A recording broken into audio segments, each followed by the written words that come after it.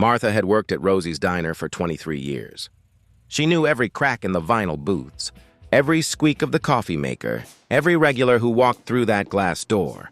At 58, she'd seen plenty in her lifetime, enough to know that panic never solved anything.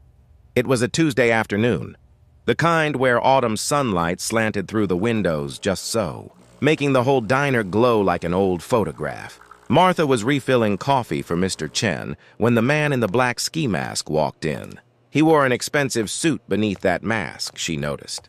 Good fabric. His hand shook slightly as he raised the gun, and that told her something important.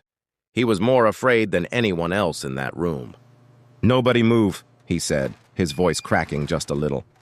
The young couple in booth 3 gasped. Mr. Chen froze with his newspaper halfway to his face.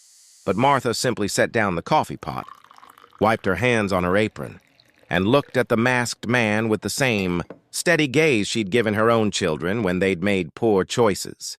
"Honey," she said quietly, "you look like you could use a cup of coffee." The gun wavered. "I'm serious," the man said, but there was less conviction in his voice now. "I know you are," Martha replied, moving slowly toward the counter. "But that hand of yours is shaking. And when people are shaking, they make mistakes nobody wants to live with." She poured a cup of coffee, black, and set it on the counter. Then she poured one for herself. What Martha didn't know was that the man sitting alone in booth 5, the one with silver at his temples and eyes that had seen too much, wasn't just another customer.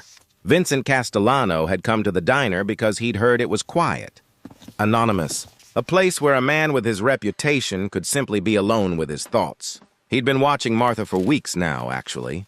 The way she remembered how everyone took their coffee, the way she slipped extra pie to the elderly widow in booth 2, the way she never seemed hurried or harsh, even when the lunch rush had her running in circles. Now Vincent watched as this woman, this ordinary waitress, with gray streaking through her dark hair, did something extraordinary. She showed no fear. But more than that, she showed the gunman something nobody probably had in a long time: simple human kindness. "What's your name?" Martha asked the masked man. That doesn't matter." "It matters to me," she said. "I'm Martha." The diner was silent except for the hum of the refrigerator in the distant sound of traffic outside. "You don't have to tell me why you're here," Martha continued, her voice gentle. "But I've raised 3 kids and buried a husband. And I know desperation when I see it. Whatever's got you this scared, this isn't the answer." The man's shoulders began to shake. The gun lowered just an inch. "You don't understand," he whispered. "Maybe not," Martha agreed. "But I understand that in about 2 minutes, you're going to have to make a choice that'll change your whole life. And honey, I've made some bad choices in my time. The ones I regret most are the ones I made in fear." Vincent Castellano set down his own coffee cup. In his world, problems were solved with money or force. Loyalty was bought or intimidated. But this woman was using something else. Entirely, something he'd almost forgotten existed. The masked man's hand dropped to his side. The gun clattered to the linoleum floor. And then he did something that surprised everyone in the diner. He started to cry. Martha walked around the counter and gently guided him to a booth. She sat across from him, just like she might sit with one of her own kids. "It's okay," she said softly. "It's going to be okay." Vincent stood up then, straightening his jacket. He walked to the booth where Martha sat with the would-be robber, who'd pulled off his mask to reveal a young face, couldn't have been more than 30, streaked with tears. "The debt," the young man was saying. "They're going to hurt my family. I didn't know what else to do."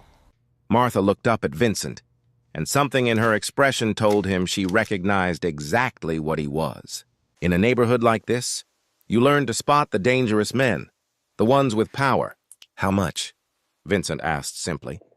The young man looked up, confused. "What? How much do you owe?" 50,000. "But who are you?" Vincent reached into his jacket, several.